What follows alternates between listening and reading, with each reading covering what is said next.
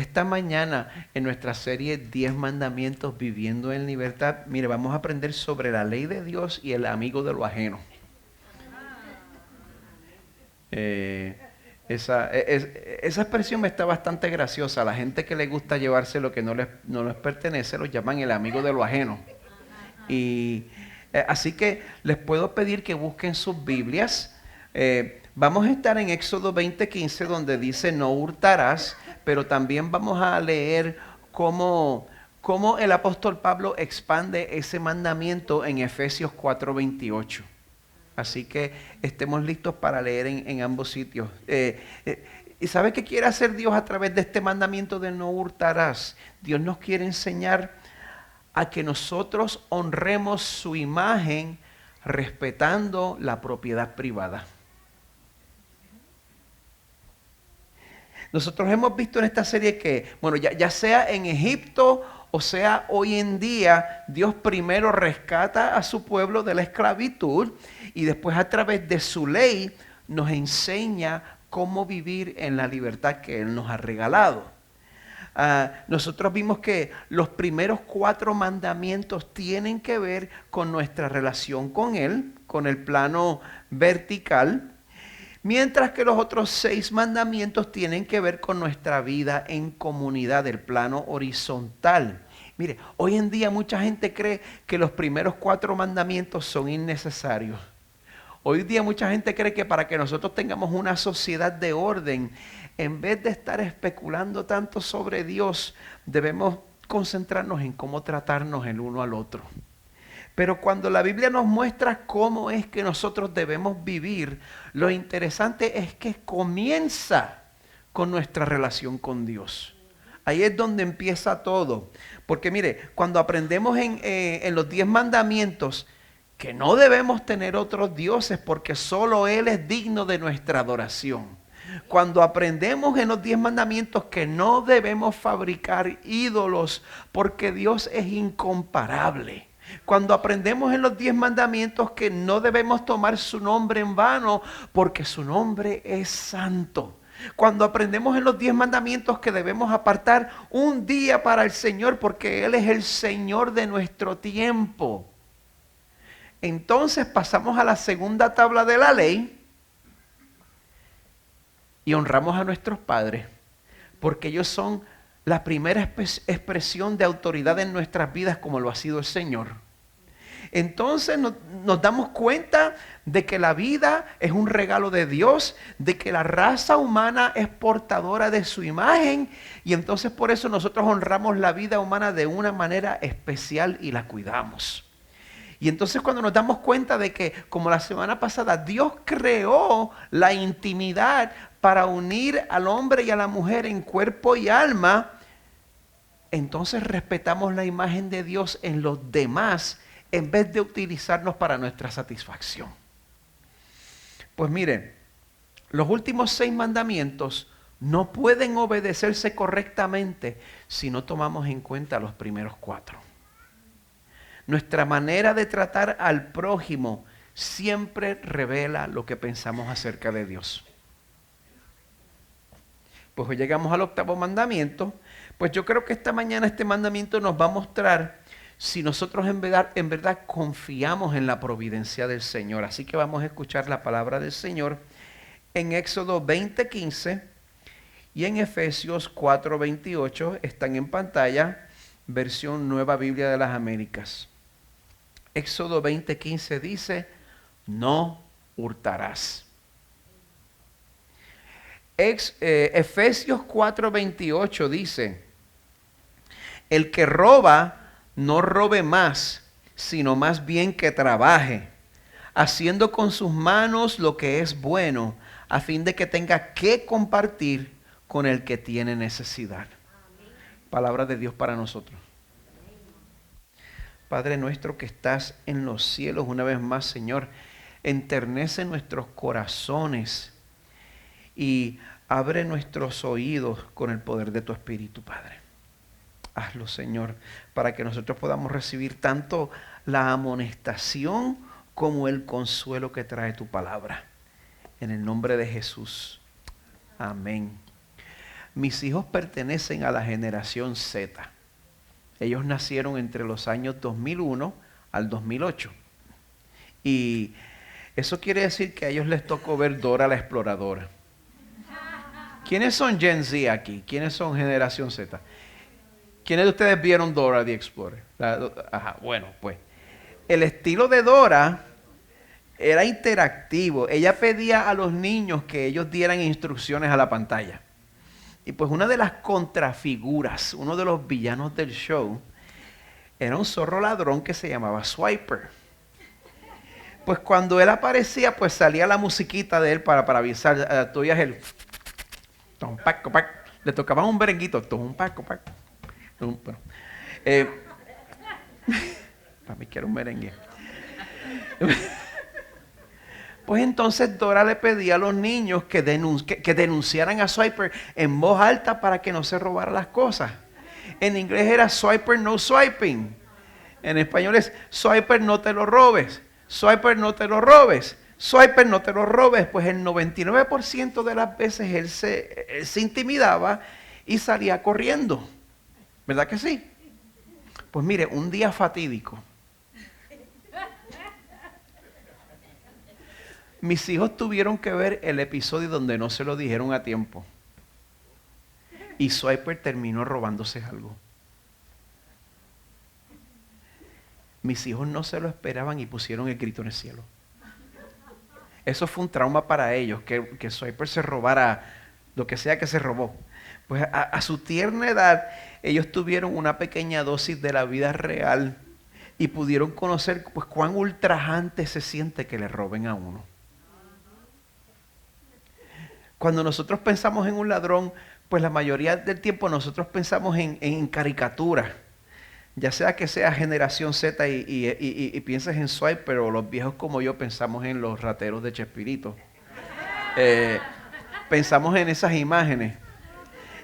Esa apariencia tan obvia, tan caricaturesca, produce un efecto en nosotros. ¿Sabe qué hace eso? ¿Qué efecto eso tiene en nosotros? Construimos una pared entre ellos y nosotros. Una pared donde ellos quedan como los malos y nosotros somos los buenos.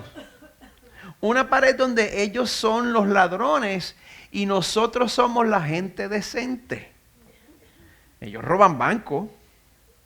Yo nunca haría algo así. Ellos son los criminales y nosotros somos los ciudadanos respetables. Por eso, cuando nosotros escuchamos el octavo mandamiento, no hurtarás, pues es fácil que uno piense, bueno, yo puedo estar tranquilo porque ese sermón es para otra persona. Pero la palabra de Dios define el robo de una manera mucho más amplia de lo que nosotros lo hacemos. Y la palabra de Dios derriba esa pared que nosotros construimos. Y ahora robar no es solo entrar a una casa ajena o entrar a una tienda, asaltarla. Ahora robar es cualquier intento de apropiarnos de lo que Dios no nos ha dado. Robar es cualquier intento de quedarnos con lo que se supone que debemos dar. Robar es aprovecharse del prójimo para nuestro beneficio. Robar es dejar que la codicia gobierne nuestras decisiones. Pues en ese punto, el octavo mandamiento deja de ser un mensaje pues, para esa gente con quien yo no me junto. Y empieza a convertirse en un espejo para mi propio corazón. Y ahora yo me tengo que preguntar si en verdad creo que Dios provee lo suficiente o si yo tengo que asegurar mi bienestar a través de medios pecaminosos. Hay que preguntarse si en verdad cuando no confiamos en la providencia de Dios, entonces sea de la manera que sea, nosotros buscamos cómo proveer para nosotros mismos, nos la buscamos como sea. Por esa razón el llamado del octavo mandamiento es más profundo que no robarás. El llamado del octavo mandamiento para ti es confía en la providencia del Señor.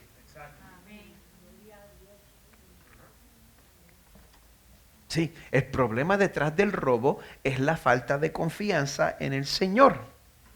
Así que si ese es el problema detrás del robo, pues vamos a dejar que la Biblia defina, número uno, ese pecado, que defina lo que es robo y que defina, número dos, la solución a ese pecado. Vamos a hablar sobre el deber de no robar y el poder para no robar. El deber de no robar y el poder para no robar. Vamos a comenzar con la primera sección, el deber de no robar. Así que bueno, justo ahora definimos el robo como apropiarnos de lo que Dios no nos ha dado. O quedarnos con lo que se supone que nosotros debamos dar. Lo definimos como tomar ventaja, aprovecharse del prójimo y dejar que la codicia gobierne nuestras decisiones. Y usted oye todas esas definiciones y probablemente se pregunta, ¿por qué hay que ser tan estricto? ¿Por qué hay que ser tan rajatabla? Pues mire, en los tiempos de Jesús las autoridades religiosas eran lo más rajatabla que había. Los fariseos. Ellos pasaban el día entero leyendo la ley y tratando de definir sus prácticas. Ellos enumeraban los pasos que podían dar un sábado para no pasarse de los 10,000 pasos que tenían que dar en sábado, 10,000 por ejemplo. Pues, si nosotros queremos agradar a Dios con nuestro comportamiento, ¿es así como debemos ser? Mateo 5, Jesús dice que si nuestra justicia no supera la de los escribas y fariseos, no entraremos en el reino de los cielos. O sea que los fariseos se quedan cortos. Si tú crees que yo estoy definiendo con demasiada amplitud lo que es robar, nosotros ni hemos empezado. Nosotros tenemos que ser mejores que los fariseos. Si tú quieres agradar a Dios con tu comportamiento. ¿Quieres impresionar a Dios? Pues mira, tú debes saber que la moralidad que agrada a Dios es la misma precisión externa de los fariseos, pero con un corazón bueno. Así que nosotros no podemos calmar nuestra conciencia, pues pensando en excepciones, lo que le llaman en inglés el loophole, las lagunas legales, los tecnicismos que nos exoneran. Hay que examinar nuestros corazones delante de la ley perfecta de Dios y ver pues si damos el grado. ¿Están listos? Bueno, en el año 1740, los Estados Unidos no eran independientes todavía, faltaban 36 años para la independencia. Así que eso fue hace casi 300 años. El pastor y teólogo Jonathan Edwards predicó sobre el octavo mandamiento, pues en ese sermón él define el robar como, esta es mi palabra de domingo, usurpar. Usurpar injustamente la propiedad de nuestro prójimo sin su consentimiento. Usurpar injustamente la propiedad de nuestro prójimo sin su consentimiento. Esa es la definición de Jonathan Edwards. Pues en ese sermón, él afirma que nosotros hacemos eso de dos maneras. Primero, nosotros robamos cuando tomamos lo que le pertenece a otro. Durante mi juventud en Puerto Rico, en los años 80, yo pasaba mi tiempo en el centro comercial del pueblo, en el mall. Y pues gastando el dinero de mis padres jugando jueguitos de video, en los salones de juegos de video, lo que llaman en inglés los arcades. Pues en el mall de mi pueblo, habían 2 salones de juegos que quedaban uno bastante cerca al otro. Y estaban en competencia el uno del otro. Pues ¿qué sucede? Yo a mis 14 añitos de edad, noté un error que cometió uno de los salones. Para jugar, los puertorriqueños llamamos a los quarters pesetas. Pues ya no aceptaban los quarters. Tú tenías que cambiar un billete de 1 y te daban 4 fichas para jugar. Pues por ese mismo dólar, la competencia te daba 8 fichas. Y las fichas eran iguales, eran el mismo tipo de fichas, no tenían ninguna marca de un sitio ni del otro. Así que yo, ni corto ni perezoso, Iba a un sitio, cambiaba mi dólar por 8 fichas, me iba al otro negocio.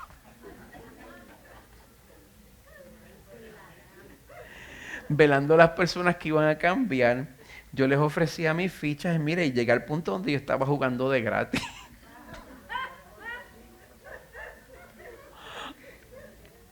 Hasta el día en que se dieron cuenta, me pillaron en plena estafa y me botaron de allí permanentemente, siendo hijo de pastor. Ya se enteraron del chisme, ¿bien? Pues aquí, a mamá.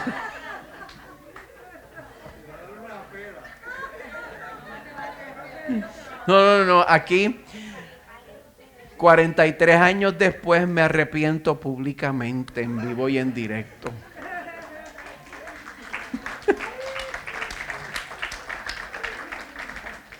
Mire, yo calmaba mi conciencia. Esa mirada que me está dando Luis ahora mismo. No, yo calmaba mi conciencia y yo pensaba, no, eso es una empresa multinacional. El esquema que yo tenía pues era una gotita de agua en el mar de ganancias de esa empresa. Pero, oiga esto, ante los ojos perfectos de Dios, ese joven de 14 años que después iba a tocar la guitarra en la iglesia, había violado el 8º mandamiento. ¿Usted sabe por qué? Porque en el fondo de mi corazón yo estaba creyendo una mentira.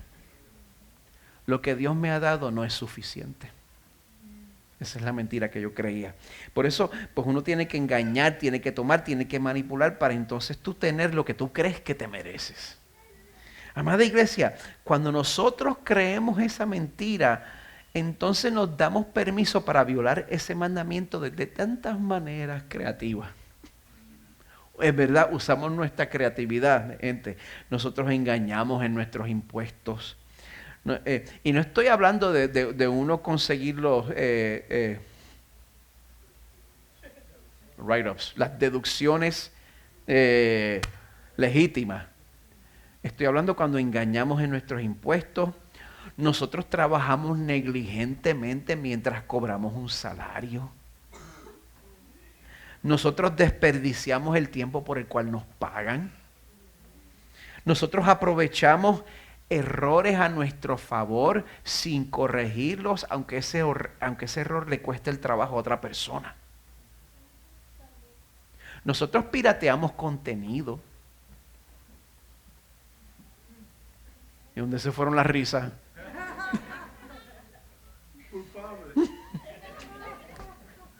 Ahora, si vamos a ser sinceros, este pecado no es solo un pecado individual, este pecado afecta a la comunidad entera, porque es un pecado que también ocurre corporativamente. Mire, las mismas compañías discográficas que tanto se quejan de la piratería, para firmar artistas, primero te convencen a que rindas el 99% de tus derechos de autor. O sea que ese dinero que tanto quieren recaudar es para ellos, no es para el autor. Eso ocurre cuando los patronos explotan a sus empleados, cuando se quedan con las propinas, cuando se tardan en pagar la nómina, cuando te pagan una miseria. Eso es robar. Ocurre cuando una compañía de seguros que no tiene ningún problema cobrándote la prima, automáticamente te niega una reclamación que está obviamente cubierta por si la persona se amedrenta y no insiste. Eso es robo también. Tanto individual como corporativamente, la deshonestidad en los negocios es el mismo pecado ante los ojos de un Dios perfecto. Un corazón lleno de codicia que no descansa en la provisión de Dios. Es lo que está detrás de todas esas cosas.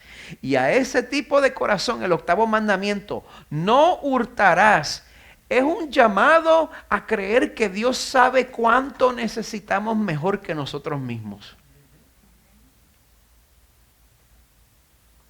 Pues en ese sermón de hace casi 300 años, Jonathan Edwards también afirmaba que nosotros robamos cuando retenemos lo que le debemos a otro.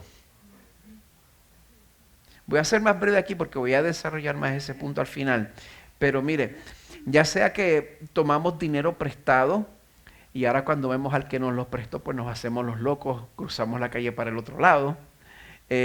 O sea que tenemos una empresa, somos dueños de una empresa y dejamos a un cliente esperando y desperdiciando el día porque nos salió otro cliente que paga mejor. O sea que después de prometerle al pastor que yo iba a ser su mano derecha, en verdad estoy tratando de abrir otra iglesia en secreto, pero por supuesto robándome gente de la iglesia de él. Cualquier parecido con la realidad es pura coincidencia. Pero, sea lo que sea, si nosotros hemos hecho una promesa, si nosotros hemos hecho una garantía, si nosotros hemos firmado un contrato, el Señor nos dice a través de Pablo en Romanos 13, paguen a todos lo que deban, al que impuesto, impuesto, al que tributo, tributo, al que temor, temor, al que honor, honor. No deban a nadie nada, sino el amarse unos a otros, porque el que ama a su prójimo ha cumplido la ley. Si no tienes planes de cumplir una promesa, no la hagas. Salomón escribe en Eclesiastés 5, cuando haces un voto a Dios, no tardes en cumplirlo, porque Él no se deleita en los necios. El voto que haces, cúmplelo. Es mejor que no hagas votos a que hagas votos y no los cumplas. Y bueno, ya sea que estemos tomando lo que le pertenece a otro o estamos reteniendo lo que le debemos a otro. Cuando nosotros robamos, no solo atacamos a la persona, nosotros atacamos al Dios en cuya imagen esa persona ha sido creada. Cuando robamos, no solo atacamos a la persona, atacamos a Dios directamente. Ese pecado es en contra de Dios. Mire, si Dios no fuera real, y nosotros pues en verdad pues somos solamente mamíferos. Y entonces pues nuestras acciones no tienen significado, ¿verdad que no? Si somos entes puramente biológicos, nuestras acciones no tienen significado. Si el universo es eterno y la raza humana es un accidente, es un granito de polvo en medio de millones y millones y millones de años, entonces, ¿qué importa la manera en que un mamífero trata al otro mamífero? Pero si Dios es real y nosotros portamos su imagen, cuando robamos, estamos atacando a la persona y a su creador. ¿Por qué? Bueno, ¿usted sabe por qué estamos atacando a su creador? Porque estamos atacando lo que Dios encargó a que esa persona hiciera. En Génesis 1, después que Dios crea a Adán y Eva, les dio un encargo único a la raza humana. Él les dice, sean fecundos y multiplíquense. Eso no es lo único, le dicen, llenen la tierra y sométanla. Ejerzan dominio sobre los peces del mar, sobre las aves del cielo y sobre todo ser viviente que se mueve sobre la tierra. Dios nos dio el cargo de administrar la creación. Tenemos esa responsabilidad. Y el robo nos quita nuestra parte de la creación que nos toca administrar. Dense cuenta de la gravedad. Cuando usted le roba a alguien, usted está quitándole a esa persona su parte de la creación que le toca administrar. Y es por eso que el robo se siente como una violación. Tener propiedad privada y respetar la propiedad de los demás, eso nos hace verdaderamente humanos. Eso no es un invento del capitalismo, somos creados con eso. Eso es parte de cómo nosotros venimos de fábrica. En su comentario sobre el libro de Éxodo, pues el pastor Alec Motyer escribe lo siguiente: las escrituras respetan la propiedad privada y exigen integridad en todo el ámbito de las relaciones personales, económicas y comerciales. Así que, por eso, a la luz de la ley de Dios, te pregunto en esta mañana, en cuanto a obedecer el 8º mandamiento, ¿cómo te está yendo?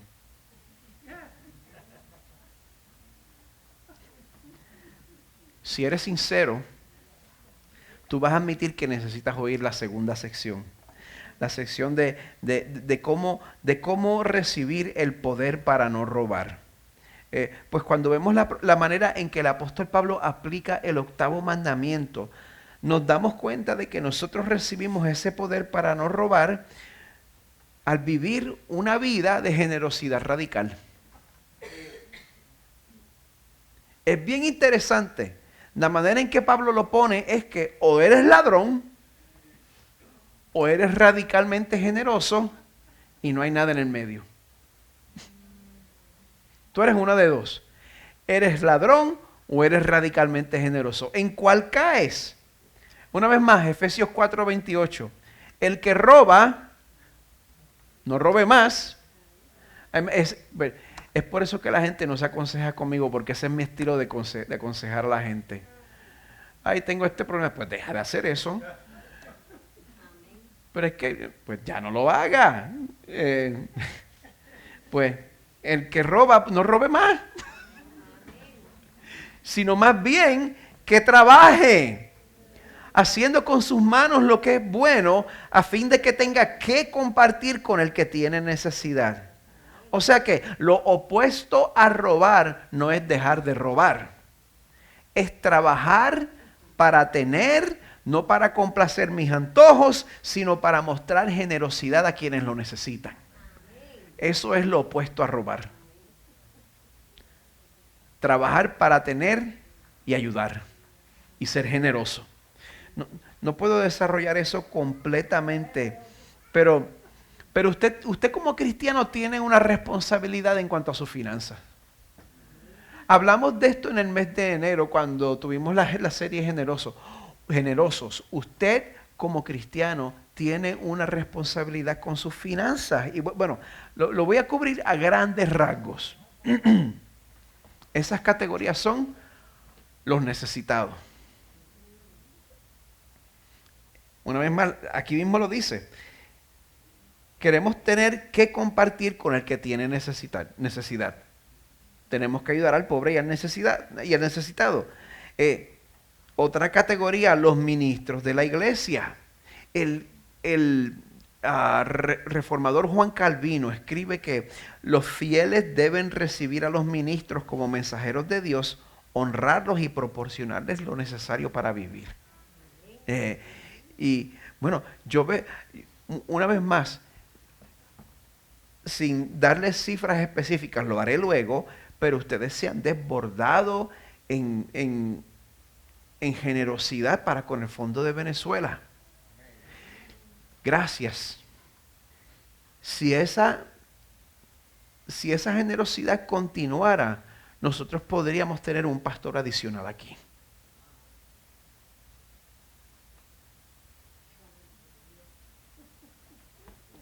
Piénsenlo. Así que los pobres, los ministros, usos piadosos y caritativos, el mantenimiento de la iglesia y sus actividades. Nosotros necesitamos, pues, estamos en una planta física y tenemos necesidades. El sostenimiento de la comunidad, del gobierno, impuestos. No me voy a meter en si los impuestos son legítimos o no, pero Jesús sí dice que demos al César lo que es del César. Pues el pago honesto de los impuestos es una forma de contribuir al bienestar de la comunidad.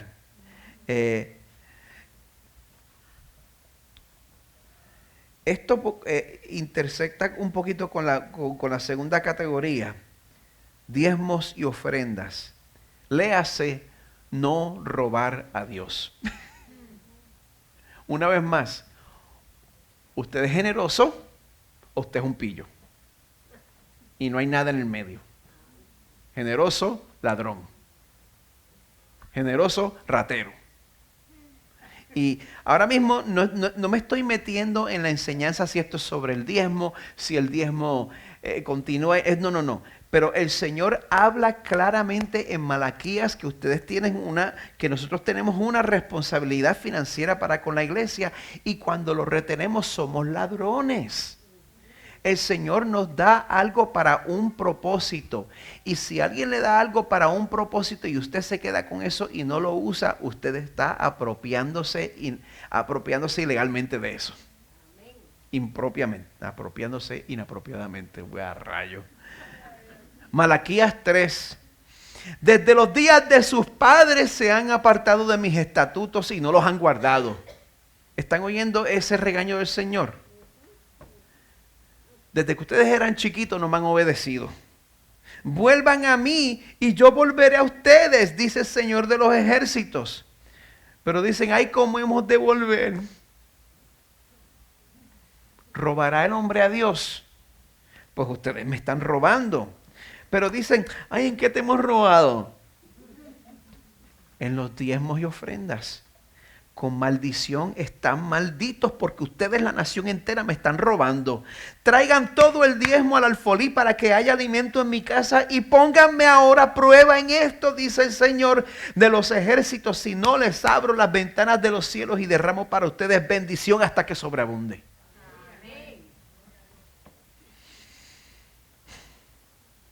Por supuesto, nunca me puede faltar una cita de Tim Keller. Él dice en uno de sus sermones, no dejas de ser ladrón bíblicamente hablando cuando dejas de robar. Dejas de ser ladrón bíblicamente hablando cuando empiezas a dar. Ahora bien, este cambio no es un cambio que se hace en frío, no es un cambio que se hace en seco. Este cambio de conducta tiene que tener una motivación correcta. Así que, ¿cómo nosotros podemos cultivar este corazón generoso?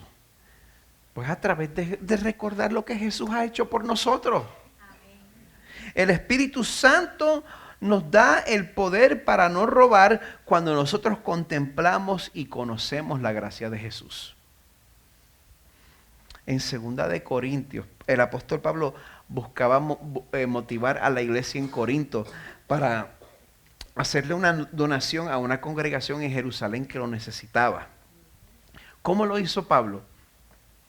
Él no hizo una campaña, él no lo hizo a través de ponerle videos de la gente en trapos en la calle, hacerlos sentirse mal y darle sentido de culpa. Él los exhortó a meditar en lo que ellos ya habían recibido de parte de Dios. 2 de Corintios 8:9, porque conocen la gracia de nuestro Señor Jesucristo, que siendo rico, sin embargo, por amor a ustedes se hizo pobre, para que por medio de su pobreza ustedes llegaran a ser ricos. ¿Qué es eso de que Jesús se hizo pobre?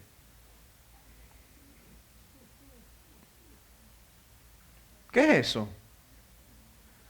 Nosotros sabemos que cuando Jesús vivió entre nosotros, pues Él no escogió una vida de privilegio. De hecho, si oímos Isaías 53, Él ni siquiera, si yo fuera Dios y yo viniera a la tierra como humano, yo vendría como Brad Pitt.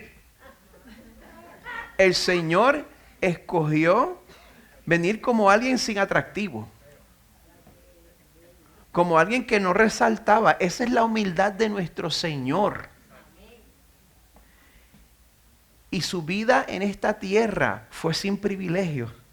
En Mateo 8 Jesús dice, las zorras tienen madrigueras y las aves del cielo nidos, pero el Hijo del Hombre no tiene dónde recostar la cabeza. Ahora, este no es el mayor ejemplo de Jesús hacerse pobre. El mejor ejemplo de Jesús hacerse pobre lo encontramos en ¿dónde? En Filipenses ¿qué? En Filipenses 2. Fue cuando el Señor dejó atrás su gloria eterna, preencarnada, y se vació de sus prerrogativas divinas para hacerse servidor de nosotros.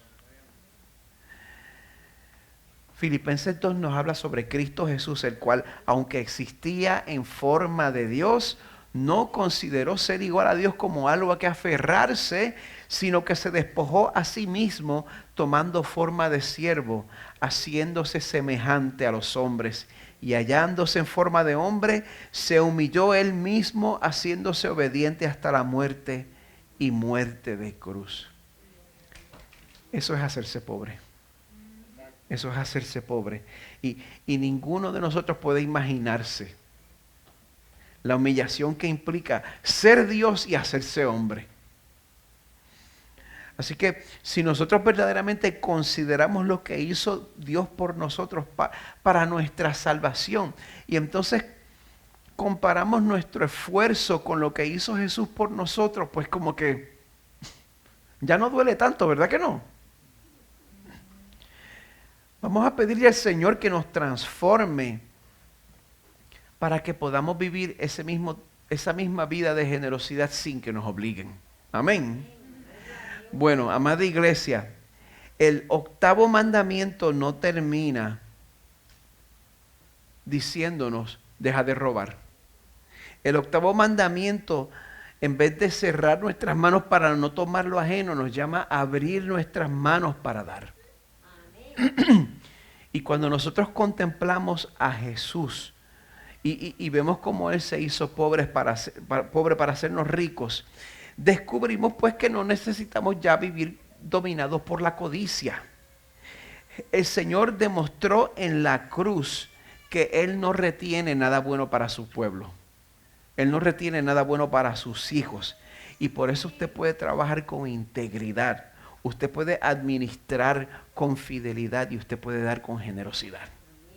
Así que vamos a expresarle al mundo que nos rodea: mi Dios provee.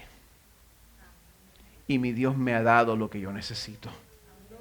Y en Él yo tengo todo lo que necesito y en el Señor yo estoy satisfecho plenamente.